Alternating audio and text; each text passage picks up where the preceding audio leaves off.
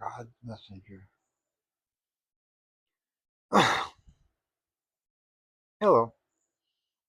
You know, we get used to chaos. We look for chaos. So when we're conditioned for chaos, we're bored without it.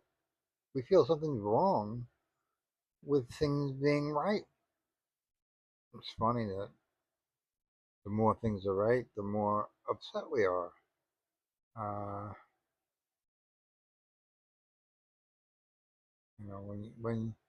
when your father beats you as a child, you that's love. That's love to you. Um, it's a sick love. It's really not love to the world, but to you, it's love, and you crave it. You want more of it, and when he doesn't beat you, you feel like you did something wrong. And it's so paradoxical. It's so on your face, in your face kind of thing, and it's just the way the world works, and in today's world, everybody's so transactional. You know, we do something, we expect something. You know, nobody does things for the out of the goodness of their heart. Nobody does things without expecting something in return. And look at the horrible world we live in because of it. It's just uh, you can't even get a banana without having $1 or $2 for one banana, like a 7-Eleven. They don't just give out bananas. You gotta buy them. And you could be starving, and they'll let you starve to death until you give them the $2. Very transactional world, heartless, cold-blooded, uh, you know, and I don't want to live in that world. Uh, I don't frequent places that are like that, and I think that's what you should do. If you find the bosses uh, demands the penny at the cash register that you don't have, or wants you to break $1 so you can give them a penny, you know, give them the penny. Don't go back. You know. It's funny they started those trays on at the register. Give a penny, get a penny. Uh, you know, and now they stopped making the penny. Think that's ironic? You think that's a coincidence? I don't know how much it is. I really don't think so. I think it's you can't get nothing for nothing, not even a penny. And it's ridiculous. It's totally ridiculous. Humans have to pay to live, you know. And I understand because I'm an accountant. I understand the economic side of it and all that, but you know, you have to have a heart, and your soul. When you go to see, uh, when you go before Saint Peter at the gates to heaven and you're judged, Saint Peter's going to ask you a question. Why did you do X, Y, Z to A, B, C? And you're going to say, I was just doing my job. Well, that's the answer that's going to make St. Peter push the button to send you to hell. And just before he pushes that button, he's going to say, so am I. And that'd be the end of you. So think twice. Do you want to be right with God and St. Peter? Or do you want to be right with your boss and Chase Manhattan Bank? Because um, your boss and Chase Manhattan Bank are a minuscule of time compared to what God and St. Peter have to offer. And, you know, and look, if you don't believe in those things, hey, that's fine too. I'm not trying to force that on you. Um, but it's not a it's not a bad school of thought. It's not a bad way to think. To do good by others, not expecting payment. And how many charities do we know that Um, the head of the charity is making $400,000 a year. You know, to me, that's not a charity. That's a business. You know, and I'm not saying people that run charities or work charities shouldn't get paid. Of course they should. That's what makes good workers work for them, and that's fine. But there is a limit, you know. And I know, what was it, Wounded Warriors? They had like a $300 New Year's Eve, $300,000 New Year's Eve party for their employees. You know, if I donated money to Wounded Warriors and I heard that, I'd be very mad. It's 300,000 that didn't go to Wounded Warriors. You know, and it's hard. The optics are bad. That's the problem. The news story does what it does. It creates buzz, creates controversy. It sells newspapers. It sells advertisement. And that's all they care about. You know, but knowing that that optics is out there, I think they could have scaled down the party. A picnic at the park would have been a lot cheaper. And it's just, I don't know. Look, if you want to do it on your own time with your own money, you do what you want. But when you're using a charity's money, then you're crossing the line. And I think uh, they use a lot of these things as excuses. Like a New Year's Eve party. And I'm sure they, uh, I'm sure they invited a lot of donors, big high rolling donors and stuff. And when they do that, they need a $300,000 party. You know, so they justify it in their own mind of why they're spending the money. They're spending money to make money. That's what the old saying is. So I don't know. It is true. You have to spend money to make money. But you know, I don't like being even talking about money.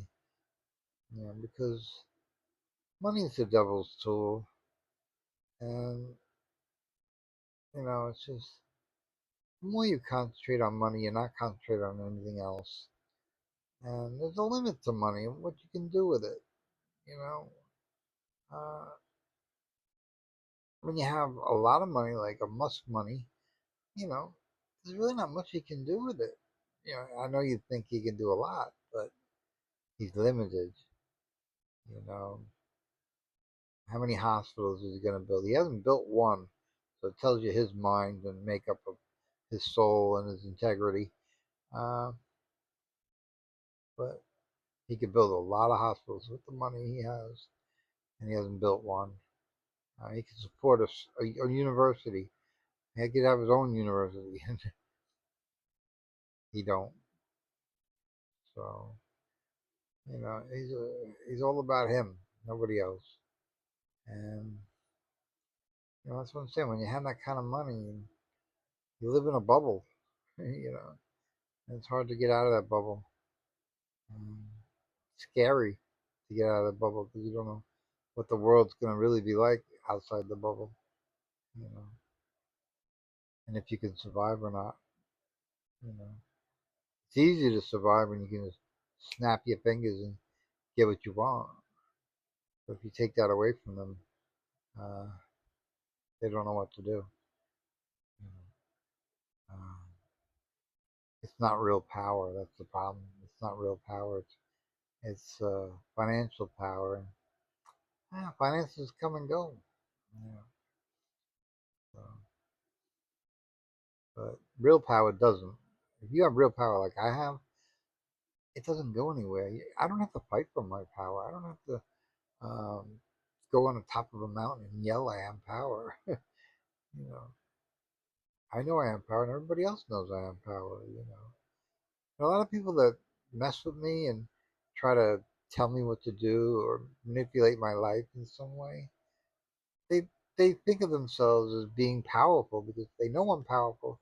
They know I have a ton and a half of power, and to control me in some way or manipulate me in some way.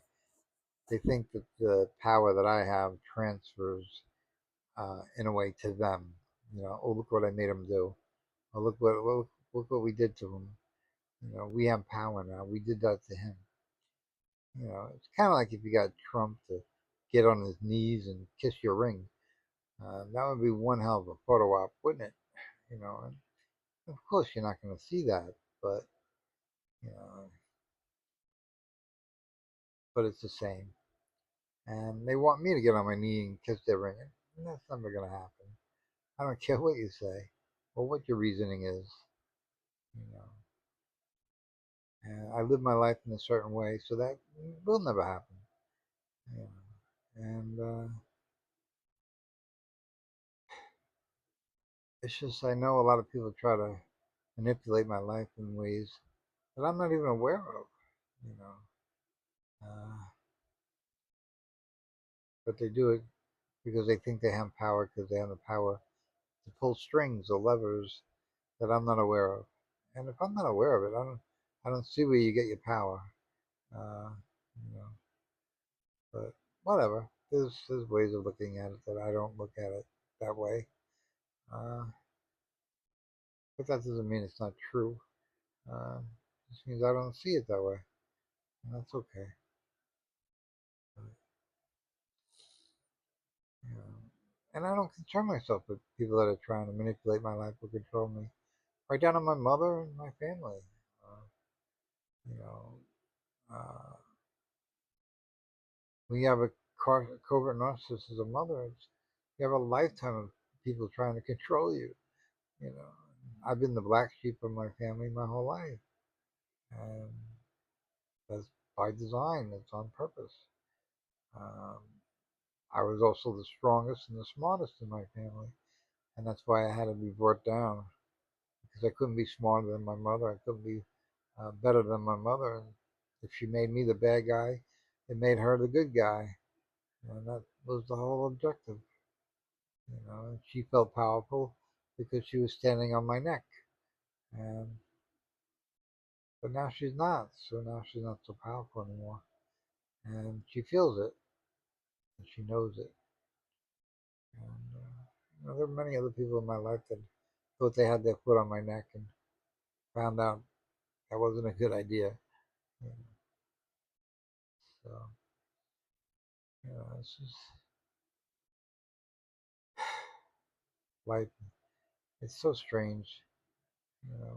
The ebb and flow of everything, and the polarity and the paradox of life. You think you're high and you're low, and you think you're low, you're high. And people think I'm low right now. I'm living in pretty much government housing and stuff. And I mean, I'm going to be living here forever. From what I understand, I have two roommates now, and I'm working on having my own place where I won't have any roommates. And I'm hoping to go to Long Beach, be by the beach. I know I won't have a beach view. You don't get beach views, but I'm probably looking at the parking lot, in the back. That's the view you'll get. But the beach is on the other side of the doors, so it's still not a bad deal. And I love the beach. I live for the beach, and I think you can tell from on my social media that I spend a lot of time at the beach, and that's not possible now. Where I live now, it's very hard to get to the beach, so you know, I, it'll be some time. These these moves take time, and I know the universe is working in my favor, and it's in the universe time, not mine. And but it'll happen. I know it'll happen. It's not even a question of whether or, or if. It's just a matter of when. And you know, and I'm fine here. This is a good place, and you know, I'm safe. My property's safe. You know, I don't need more money, and I'm good. So all I want is you to be good, and I'm trying to help you do that. Give you a different perspective on life. Because perspective is everything. Um, how you see life is how life is. And no matter what anybody tells you, that's your reality, is the way you see life. That's your reality.